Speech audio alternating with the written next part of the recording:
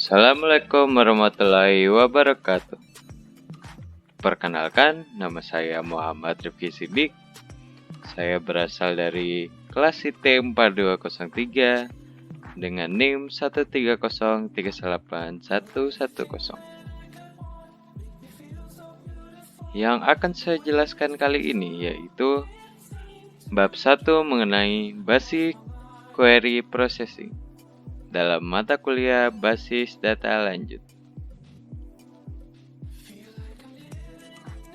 Pengertian Basic Query Processing. Pada dasarnya, pengertian query dalam bahasa Inggris sehari-hari dan bahasa pemrograman komputer memiliki arti yang sama, kecuali di komputer. Query meliputi informasi yang diterima atau diambil dari database. Bahasa pemrograman ini berguna untuk memanipulasi data, menambah, menghapus, dan mengubah data. Pada saat membuat query, Anda tidak bisa mengetikkan request secara asal-asalan. Query dituliskan berdasarkan pada sekumpulan predefined code sehingga database dapat memahami instruksi yang diminta. Kami menyebut kode ini sebagai bahasa query. Secara singkat,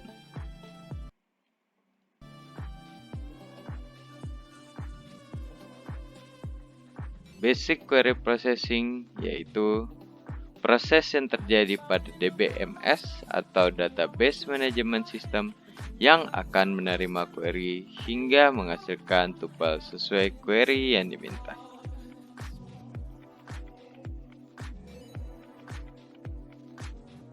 Nah, tahapan dalam query itu ada apa aja sih? Nah, di sini terdapat 3 tahapan dalam query, yaitu parsing dan translation, optimization, dan execution. Query parsing dan translation berfungsi untuk mengecek sintaks pada query tersebut, lalu untuk memverify relation yang telah dimention itu ada dan replace views. Lalu query parsing dan translation juga mempunyai fungsi untuk merubah SQL query ke query plan yang direpresentasikan oleh relational algebra expression untuk DBMS. Lalu kedua, query optimization itu untuk merubah query plan ke kemungkinan terbaik dari query plan itu dari data yang telah ada. Dan yang terakhir yaitu query evaluation, yaitu mengeksekusi dari query execution plan dan membuahkan hasil dari query itu. Nah, kita di sini mempunyai contoh.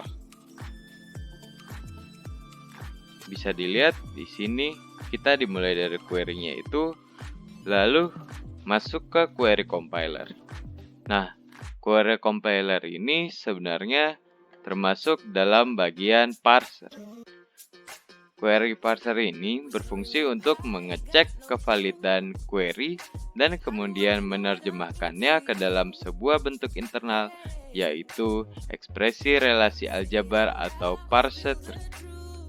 Proses ini disebut dengan parser. Lalu kedua, kita masuk ke dalam query plan, lalu habis itu dilanjutkan ke query optimizer. Query optimizer ini memeriksa semua ekspresi-ekspresi aljabar yang sama untuk query yang diberikan dan memilih salah satu dari ekspresi tersebut yang terbaik yang memiliki perkiraan termurah. Dengan kata lain, tugas dari query optimizer adalah menghasilkan sebuah rencana eksekusi. Proses ini disebut dengan optimisasi query. Lalu kita lanjut ke query execution plan. Nah, saya sedikit membahas ke query execution plan ini.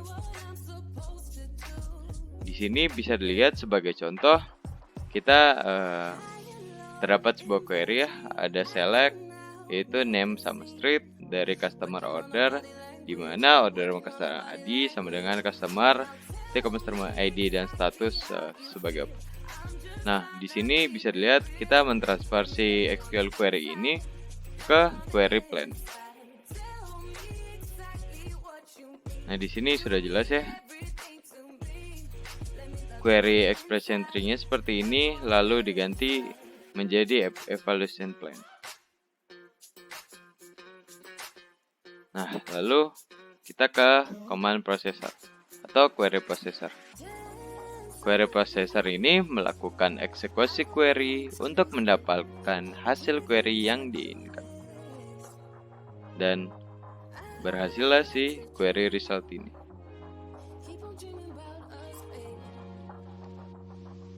Nah, selanjutnya kita akan membahas query cost. Pada dasarnya, query cost didefinisikan dari waktu untuk menjawab sebuah query atau proses dari query execution plan. Terdapat faktor yang berbeda-beda dalam query cost. Bisa dibilang salah satunya itu dari disk access time, CPU time, atau network communication line. Cost tersebut biasanya didominasi oleh disk access time dengan seek time 4 millisecond dan transfer time 0,1 ms per disk block. Jadi singkatnya, kita menggunakan nomor dari transfer block dan number of seeks sebagai cost measure. Nah, dalam basic query, kita terdapat ada dua algoritma dasar, yaitu pertama A1 atau linear search. Linear search ini mengambil dan membaca blok secara sekuensial. Satu blok terdiri atas beberapa tupel. Jumlah tupel yang dapat ditampung dalam satu blok disebut blocking factor atau BF. Cost seleksi pada atribut-atribut yang bukan key yaitu atau BF. Jumlah blok yang diperiksa. Dengan N adalah jumlah tupel. Sedangkan cost untuk seleksi pada key adalah BR per 2. Lalu yang kedua ada binary search. Nah, di binary search ini kita akan menseleksi pada atribut yang telah terurut. Cost yaitu log 2BR kali K dengan K adalah jumlah blok yang mengandung tupel yang memenuhi kriteria. Log 2BR adalah cost untuk menempatkan tupel pertama pada binary search pada suatu blok. Setelah seleksi. Mungkin itu saja. Terima kasih telah menonton dan sampai bertemu pada materi selanjutnya.